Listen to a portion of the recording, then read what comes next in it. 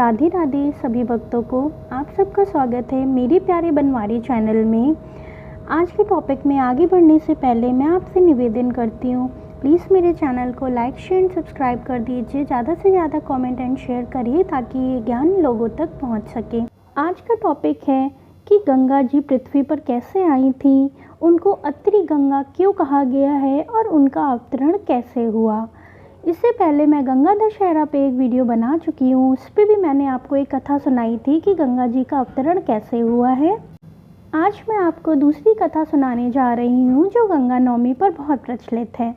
चलिए शुरू करते हैं आज की कथा। त्रेता युग में जब बहुत दुराचार बढ़ गया था तो धर्मात्मा पुरुषों ने नगरों को त्याग करके जंगल की ओर चल दिए थे। बहुत पाप और भ्रष्टाचार बढ़ गया था। परिणाम यह था कि 5 वर्षों तक वर्षा नहीं हुई थी। जीव जंतु मनुष्य हर कोई एक एक बूंद के लिए तरसने लगा था। हर कोई जहाँ देखो त्राही त्राही और हाहाकार मच गया था। लोग तड़प तड़प कर मरने लगे थे। इस पर अत्रि महर्षि ने देखा और उनसे ये स्थिति देखी नहीं जा रही थी। उन्होंने प्राणियों को इससे मुक्ति दिलाने के लिए अन्न जल त्याग कर कठोर तपस्या आरंभ कर दी। उनकी पत्नी अनुसुईया भी बहुत ही साध्वी और पतिव्रता स्त्री थी। पति द्वारा किए जाने पर उन्होंने भी इस कर्म में उनका साथ दिया और वो भी कठोर तप करने लगीं। एक दिन जब महर्षि अत्रि अपनी समाधि से उठे तो उन्होंने अनुसुईया से पानी पीने के लिए मांगा, लेकिन इतने वर्षों तक वर्षा न होने के कारण सभी जल तालाब नदियाँ सूख सी गई थीं। कई स्थानों पर अनुसुईया घूमी लेकिन उन्हें कहीं भी जल ना मिला।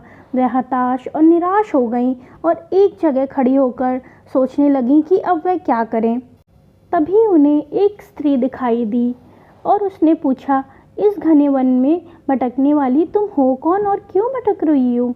तब अनुसुईया ने उन्हें बताया कि मेरे पति बहुत प्यासे हैं और मैं जल की खोज में निकली हूँ, लेकिन मुझे कहीं भी जल नहीं मिल रहा है। अगर आपको कोई जलाशय पता हो तो आप मुझे बता दीजिए। इस पर उस युवती ने कहा, इतने दिन से तो पानी बरसा ही नहीं है तो तुम्हें कहाँ से जल मिलेगा। तब अनुसुईया बोली कि कैसे नहीं मिलेगा, मैं एक पतिव्रता स्त्री हूँ। मैंने पूर्ण मन योग से अपने पति योग की सेवा की है और मैं सेवा धर्म की कसौटी पर भी खरी उतरती हूँ। मेरा तप यही पतित पावनी गंगा की धारा को प्रवाहित करके दिखाएगा। तब उस युवती ने कहा, देवी मैं तुम्हारे पतिव्रत और तुम्हारी साधना से बहुत प्रसन्न हूँ, इससे जगत का कल्याण होगा। अनुसुईया बड़ी सोच में पड़ गई कि आखिर ये हैं कौन जो मेरे पतिव्रत धर्म की और साधना के विषय में जानती हैं। तब उस युवती ने बताया, मैं माँ गंगा हूँ और तुम्हारे दर्शन के लिए यहाँ उपस्थित हुई हूँ।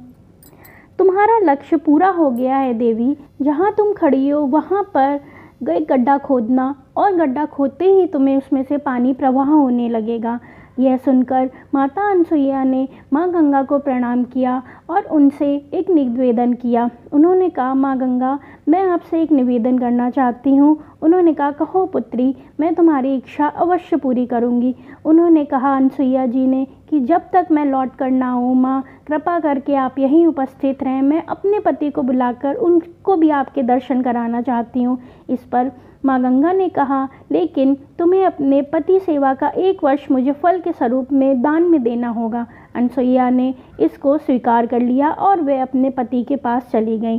जब पति ने उनके हाथों में जल देखा तो उन्होंने पूछा, तुम्हें ये जल कहाँ से प्राप्त हुआ। तब उन्होंने सारा वृत्तांत उन्हें कह सुनाया और सब कुछ जानने के बाद महर्षि अत्रि अपनी पत्नी अनुसुईया के साथ माँ गंगा के दर्शन के लिए निकल गए। तब महर्षि ने कहा कि माँ आपकी धाराएँ कभी ना सूखे, सदा बहती रहे, कृपया मुझे ये वरदान दें। तब गंगा जी ने कहा, महर्षि ये मेरे अधिकार में नहीं है, इसके लिए तो आपको महादेव जी की आराधना करनी होगी।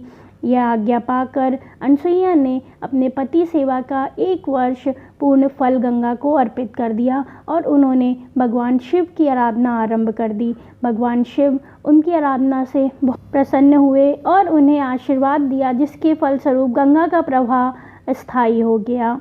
आज की कहानी आपको कैसी लगी प्लीज़ कमेंट करके बताइएगा तथा मेरे चैनल को लाइक शेयर एंड सब्सक्राइब करिएगा। मैं कल फिर मिलूँगी एक कथा कहानी के साथ। तब तक के लिए राधे राधे, जय श्री कृष्णा।